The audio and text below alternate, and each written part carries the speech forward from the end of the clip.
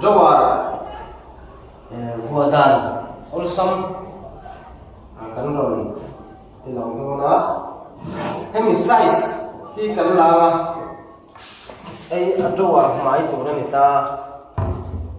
drawer size layan ami kan map anga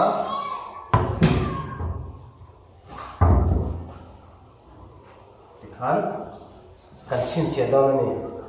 de lai kan so ni hemi size ni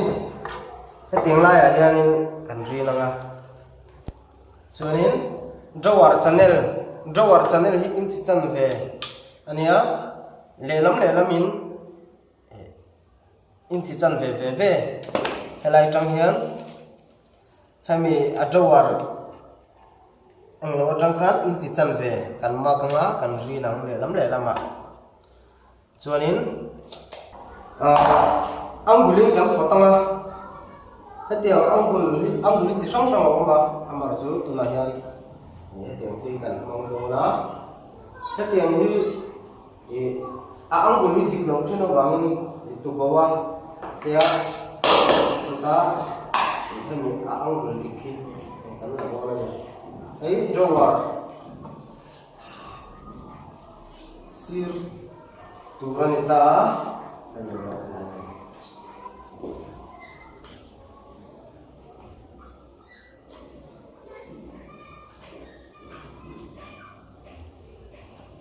helai ke pai hi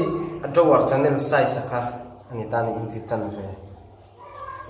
me ni da te kha ro kan tenga dahil angulin kan pot do na ni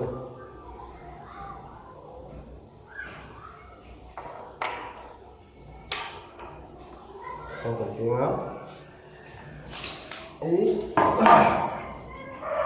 kan kilang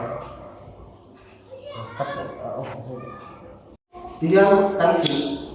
ta kami ya angul adik emang to ni na ani lo so ndo wa sim ka adik thelo ni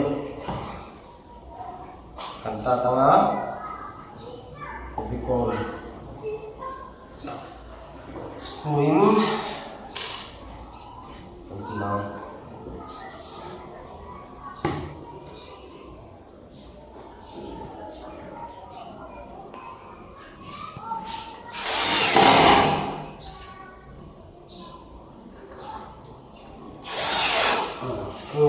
cái tiếng chiếc khăn anh lấy làm tổng gì anh chỉ để cho nó này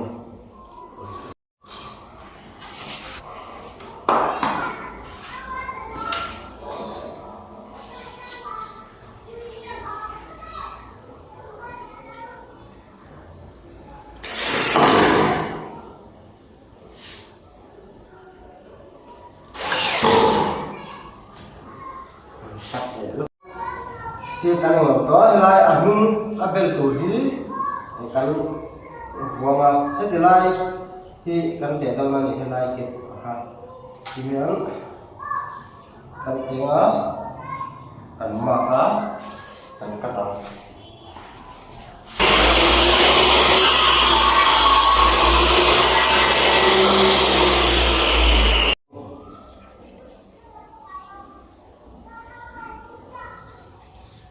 helai hi anh chân chị tới này khanin screw cho con kiểu chuyện là cái dòng cho cái khiên các kiểu máy chuyện là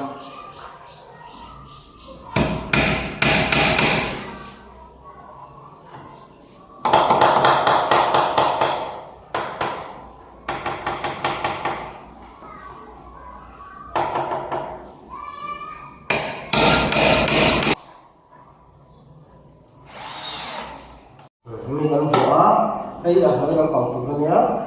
hơi đó là tăng mọc bằng cái gì hay mình luôn đang cần mình sống đó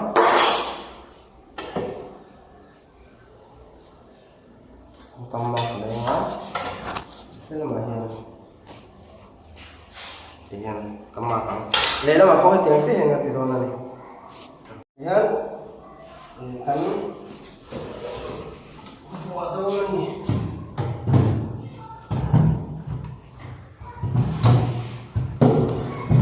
Hanun, telai sirakan mak ka, kan mak nak ka, telai sirakan mak nak ka kan chin chiang ni zona hian, kan chin chiang ah. Atau jangan cari tahu.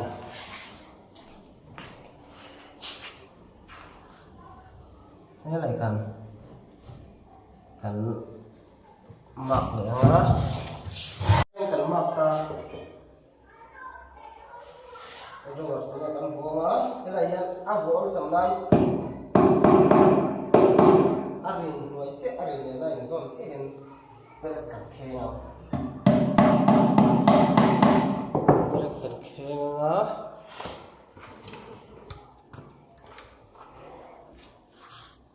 itu war tunggu lah, kan itu, hamil kau orang sembilan kan itu ni. Soalnya ni agak helai morle, helai sud kata mo, sud can le mobil, helayan sud kat belin agak ada yang distance orang ni. Hanin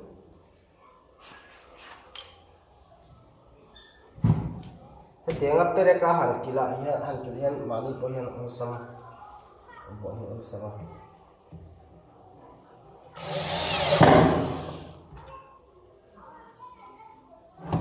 hanin itu nak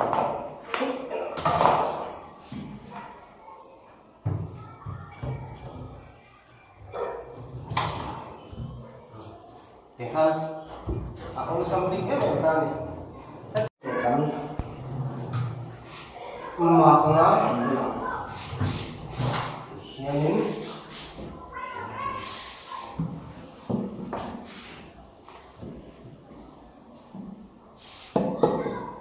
Kami acot boleh, kan makan.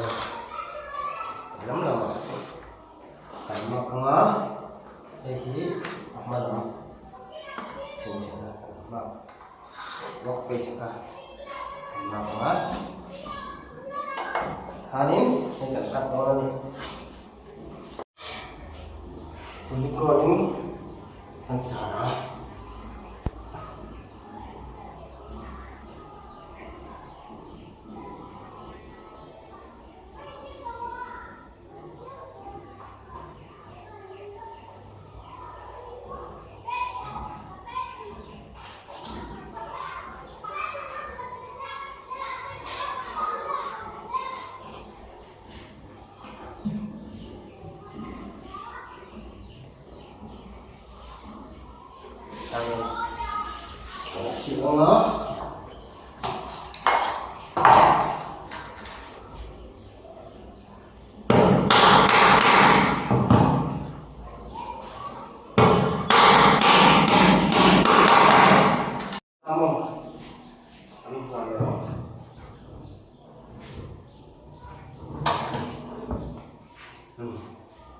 kan kung sa ito yung jowa kan siyam